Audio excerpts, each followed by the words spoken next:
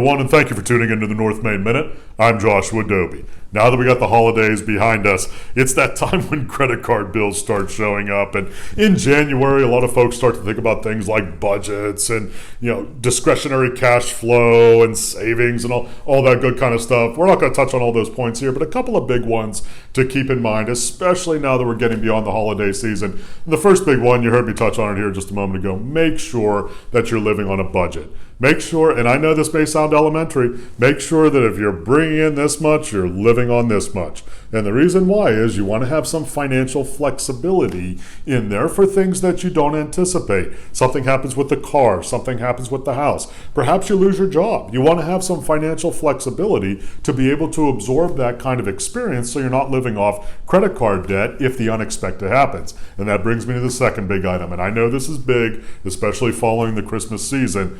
Pay off those credit cards. Can't emphasize that enough. Credit cards are very nearly the most expensive kind of consumer debt, and in many instances it is the most expensive kind of consumer debt that's out there. You can pay 25, 27, 29% per year on your revolving credit card debt.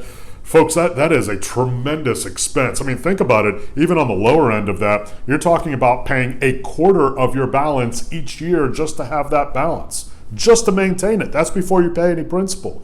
So it's a big, big deal. I know it can be a big strain for folks, but pay down and pay off that credit card debt as fast as you can. There's no better return in most instances than paying that down and paying that off as quickly as you can. Third big item when we're taking a look at, as we're getting into 2024 and we're looking at cash flow, make sure that you get an emergency savings. If you don't have one already, make sure that you start one. If you have one, add to it. The nice part of that, sidebar, the nice part of that in this environment right now is that there are many savings and account and money market account options where you can actually get some nice return on your savings. It's not just dead money that's sitting aside almost in a literal shoebox somewhere, but now you can get 3, 4, even 5% per year in terms of return on your cash savings. Take a look at those options. If you're not getting that at your bank, not every bank is doing that right now, but there definitely are some banks out there, even online savings banks, that are doing that. You definitely want to make sure that you're taking advantage of that